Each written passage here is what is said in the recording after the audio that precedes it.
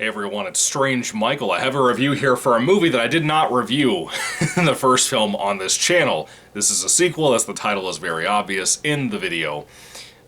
This movie I reviewed on another channel and then I took the video down. I wasn't happy with it, but anyway, I do recommend the first film ever, and it's called Horror in the High Desert. I think it came out either last year or the year before, like 2021, 2020, somewhere in there. I will tell you this. The film is a fake documentary, a mockumentary, as many people call it nowadays. I love found footage films. You can't really call that movie or this movie a found footage movie, per se, but it kind of is. That first film, of course, is about a fellow who goes off on a hiking trail, he gets lost, disappears apparently, and nobody knows where he is. A lot of the movie is focused around interviewing his family, his friends, really close people around his life who haven't talked to him, who can't find him, who said the investigation's basically closed. And then some new footage unearths.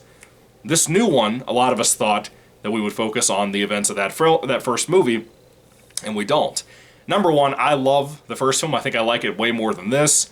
Both are really good. Both are really solid, really creepy, really spooky types of movies. If you like the fake documentary type of thing, both of them are for you. Easily. If you love things like Lake Mungo, for example, really good. That kind of thing is basically what these two films are. This film is better made, I think, than the first film, but the found footage stuff really doesn't kick in until like the final 20 or so minutes of both movies. Both movies are very short. This one, called Horror in the High Desert 2, Minerva, just came out, and this one is actually very short. It's about an hour and 10 minutes again. I almost dropped my phone. But Horror in the High Desert 2, Minerva, was something I didn't know had come out yet. I knew it was coming and I was excited for it. I had it marked on my list to watch and everything. Just found out it just came out because of my boy Sinister Cinema Reviews, which is Jason and his now wife, Kaylee. And thank you both for posting your videos. If you happen to watch my video, whatever. You know, I don't know you guys. You don't watch my shit as far as I know. But anyway, I was very glad they posted their review yesterday because it said, hey, this is good. And I was like, sweet. So I jumped in and I watched it. And very much like them, I started out disappointed. Because a lot of us thought that Minerva was going to focus on the events of the first film and what happened at the ending of that. Maybe still trying to hunt for this kid that was gone. And we didn't. And I was kind of bummed by that. But 2 went in this new direction following a young woman who was also a victim of some sort. That they found her body in a trailer out in the desert, basically, that she lives in. A trailer, basically. And her name was Minerva. She went by the name Minnie. And she seems like such a sweet, beaming young woman. Very beautiful woman. And we find a lot of like found footage things about her. We interview her family and friends and stuff. And how these events with this young woman are kind of tied to the events of the first film very, very gently. Not a whole lot. Not a whole lot from what I can tell. Because it's been a little while since I watched the first film. I did not rewatch it going into this film. But a lot of things about that first film stuck out for me. And I was glad that they tried to at least recap you as this movie went along about what happened in that first movie. They're very loosely tied together, and I agree with Kaylee and Jason after I watched their review just a little bit ago, that I think it feels like almost more of like a spin-off. Almost anthological in its own way, which is kind of nice. I wasn't expecting that, kind of hoped it wasn't going to be that, but I'm glad with what I got. It was a good flick. I think Horror in the High Desert 2, again, the budget and stuff, even though I think it's just a homegrown COVID movie, it feels better. It feels like a better movie, or like it should be a better movie. And maybe to a lot of people like Jason and Kaylee, who said they liked this one more than Part 1, I'm still in the park of I like Part 1 more. I'm still not entirely sure what I'm settled on whether these movies are supernatural. If they're not, this film kind of makes you wonder compared to Part 1. But again, everything is really consistent. The interview style of some of the movie looks good. It looks like a real interview a lot of the time. You have like these tapes in this particular one that are found every once in a while in a wall panel that Minnie found, as a matter of fact. And these tapes have some guy doing weird things. And I will tell you, these are super off-putting.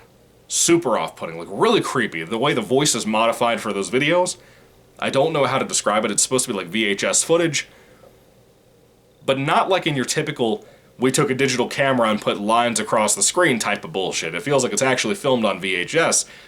And it's super effective. Again, with that voice and everything, it really got under my skin. It really creeped me out, frankly. As I watched this movie in my living room, in this room right here, while my wife was sitting beside me in her recliner, basically reading a book, we had the lights on so she could read, of course. And the movie still scared the shit out of me while I was watching it. It creeped me out a lot, dude. I love this kind of thing. I'm a big found footage fan, so this doesn't turn me off in general. But being a fake documentary thing is a little bit different from a found footage movie, as I said. This kind of thing, to me, resounds with me even more, like Lake Mungo did. When you can take the fake documentary thing and do something really neat with it, and make it scary because of some of the things you're trying to pull off with characters and performances. By the way, every performance in the film was really good for the interviews, for everything. The found footage stuff, all of it. All of those performances are really good.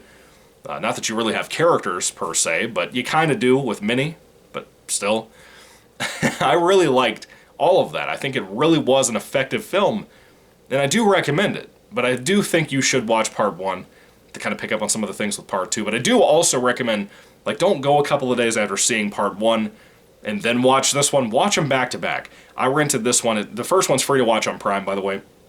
I rented this one for $2.99. Did not realize there was an option that I could have rented this for 99 cents in the SD version, standard definition, which is some bullshit. I didn't realize that. It tricked me.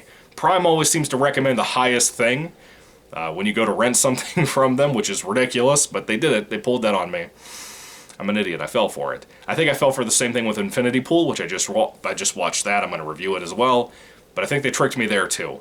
But anyway, I really, really, really enjoyed Horror in the High Desert 2. I think it is very solid. I think it's a good recommendation from me for anybody. If you haven't seen Part 1, you can watch them both back to back, in my opinion. You should. Just make a little marathon out of it. Again, if you watch both of these movies together, they're going to be shorter than something like Black Panther 2, you know, which is like 3 hours long. I just found out about that yesterday. That's fucking nuts for that shit. Film looks good. The music is super spooky for this too, just so you know. That really adds a nice atmosphere to kind of this, I don't want to call it a crime drama, but that feel of like a crime drama interview show, like Forensic Files or something. That's what this feels like sometimes, and it really gets under my skin. I really think it's effective because of that. Anyway, have you seen Horror in the High Desert 2? I'd love to hear what you have to say about it down in the comment section down below. Again, to the writer-director of this film, phenomenal job. I love the first one. I think it's a better movie than this, but I would rate them about the same in total, in case you care about my thoughts, guys. If I had to rate this film, Horror in the High Desert 2, Minerva, on a 5-star basis, I would easily give this a 4 out of 5 stars. Very good film. I do think overall, including the ending, I think this one is better in that respect than the first film. But the first film, to me, with the setup of this guy going hiking a whole lot, he seemed like such a genuine dude. That movie feels more effective emotionally than effective scary. But it also has that as well in that first film. All of that culminated into a better movie to me, but this one's really good too, as I said. I recommend both a lot if you haven't seen them. Anyway, what do you think about these films? If you've seen them, down in the comment section, I'd love to hear what you have to say. Please let me know, because I think these films deserve more credit than they get. Eventually, I probably will sit down and review the first film, even though I just watched it like 6 months ago, or 8 months ago. Sometime in 2022 I saw them, or saw the first one. And it's good. Again, I recommend it. But anyway, have you seen them? What do you think? I'd love to hear your thoughts and comments down below. What do you think is the better film, Part 1 or Part 2? Let me know all that down below too. Anyway, thank you guys. God bless you all, and goodbye.